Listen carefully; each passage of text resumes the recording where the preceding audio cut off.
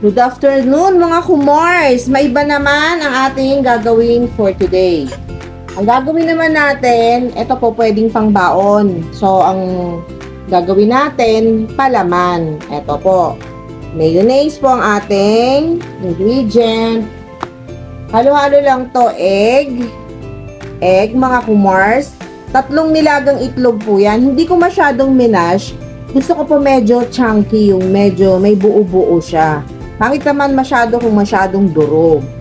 Ayan ha. 3 pirasong itlog po yan.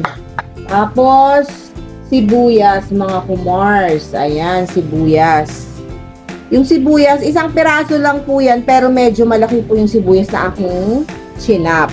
Pwede pong puting sibuyas, pwedeng pulang sibuyas. Wala po. Alam niyo naman, sabi ko sa inyo, kung anong available sa aking kusina, yun lang po ang ginagawa ko. So, wala po kung puting sibuyas, pulang sibuyas ang meron tayo. So, ayan lang po ang ating gagawin. Ganun po ko, hindi po ko yung maghahanap pa kailangan para sa mga ingredient. Hindi na po. Ang gagawin ko lang, kung anong meron lang po sa kusina ko, yun lang po ang gagawin ko. Okay, mga kumars. Tapos po, asin.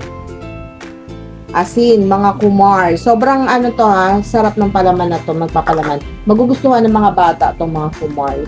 And then, ayan, mga kumars.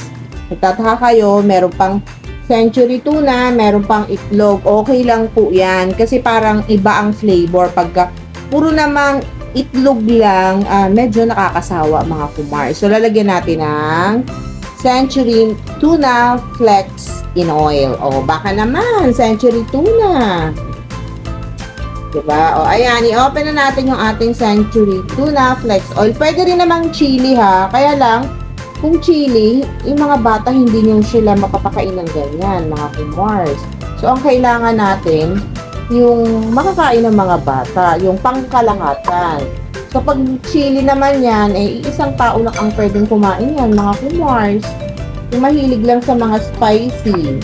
Ayan, mga kumars. Pero po yan, yung ating sabaw, i-drain po natin yung oil. Ayan, ayoko ng may oil. Masyadong madami yan. Wait lang po, i-drain natin yan.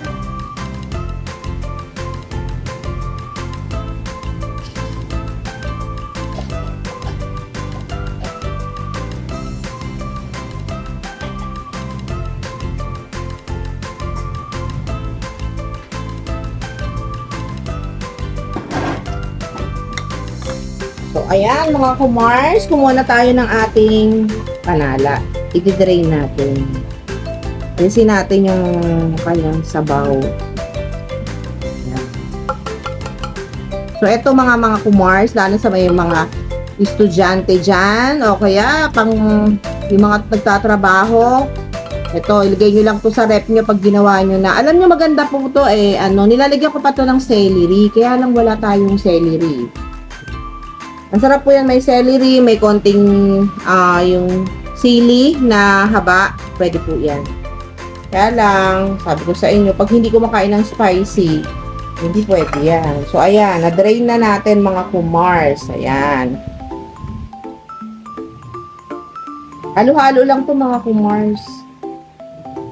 Ayan, mga kumars. Medyo may sabaw pa siya Kaya kailangan i-drain natin ang gusto. Ayan, mga kumars. Napakasarap nito. O, lagay na natin sa ating lalagyan, mga kumars. Lagay lang natin sa aside natin yan. Ngayon, mga kumars, lagay na natin yung ating itlog. Diba? Mix-mix lang yan, mga kumars. Itlog. Yung egg natin, mga kumars, 3 po ha. 3 piraso. Kapit natin para nakita yun. Ayan. Tapos, lagay natin yung asin. Konti lang po yung asin ha, mga kumars. Pwede po itong lagyan ng ano ba yun?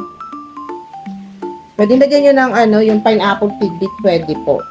Depende sa kumakain na. Yung iba ayaw, huwag na. So, eto, lagyan natin yung sibuyas.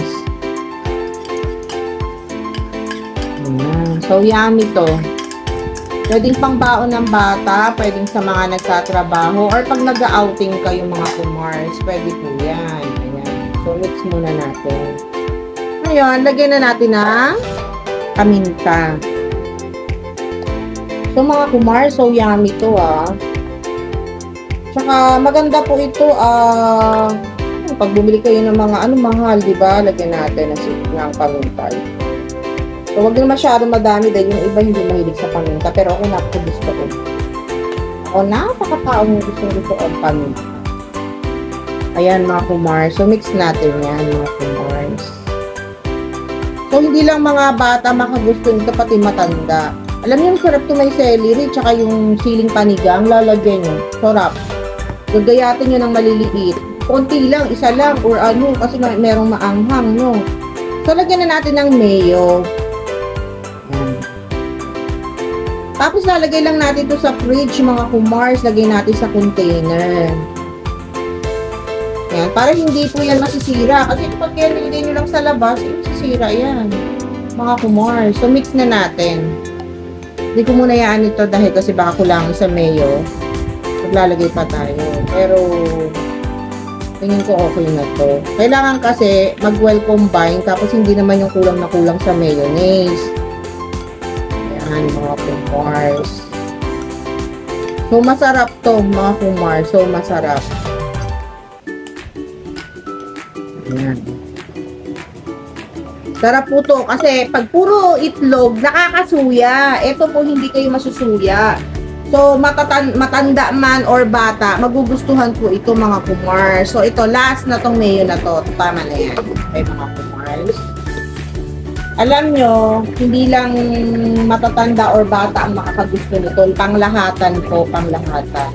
Lahat po magugustuhan ng tao to. Ayan, mga kumars. Lapag lang natin yung mga kumars. So, gusto ko po itong lagyan ng konting pickles. Lalagyan natin ng konting pickles. With a twist. Kailangan meron siya.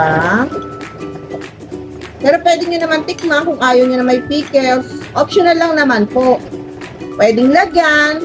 Pwedeng hindi. So, titikman muna natin. Ganito tayo tikemaya.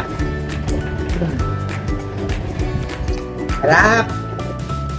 Alam nyo po, hindi po ito nakakasuya. Kasi yung iba, puro chicken, itlog lang. Hindi po, eto po, hindi kayo magsusuya. Ilalagay nyo lang po ito sa fridge. Meron na kayong instant palaman. So, lagyan po natin yan ng konting pickles kasi may pickles po ako sa ref.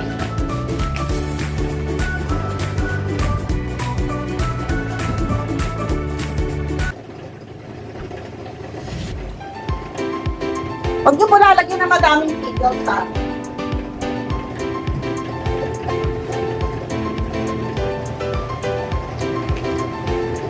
pickles. Konti lang. Huwag pong masyadong madami. Isang kutsara pwede na.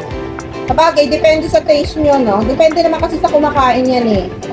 Pero alam nyo, so yummy to. Hindi po kayo mauumay. Promise, hindi po kayo mauumay. Talagang, ganyan tayo magbukas. Marami pa kasi. Pero may pambukas talagang nabibili, di ba mga kumars? Pag di ko mabukas, ginaganyan ko pinutot. Para bukar yun, di ba? Ang bilis. So, lalagyan natin siya ng konting pickles. Kalahati pa lang kasi napaka-ano ng nakakita siya. So, yeah. Ano po yan? Mga isang kutsara. With that twist. So, masarap to. Di ba meron naman pong mayonnaise na may pickles? Kaya lang yun, mga ano lang kung anong hinahalo. At least ito, natural. So, natural. Tsaka so yummy.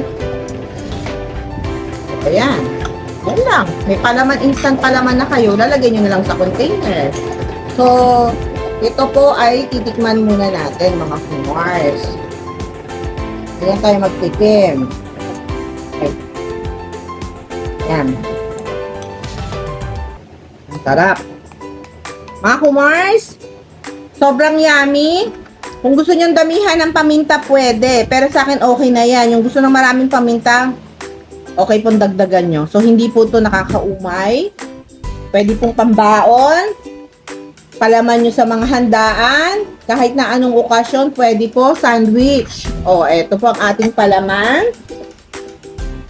Egg, tuna, with pickles. Ayan lang. Mga kumars, pa-like, share, and subscribe naman mga kumars para lagi kayong updated sa aking mga pinopost. Yun lang. Bye, mga kumars!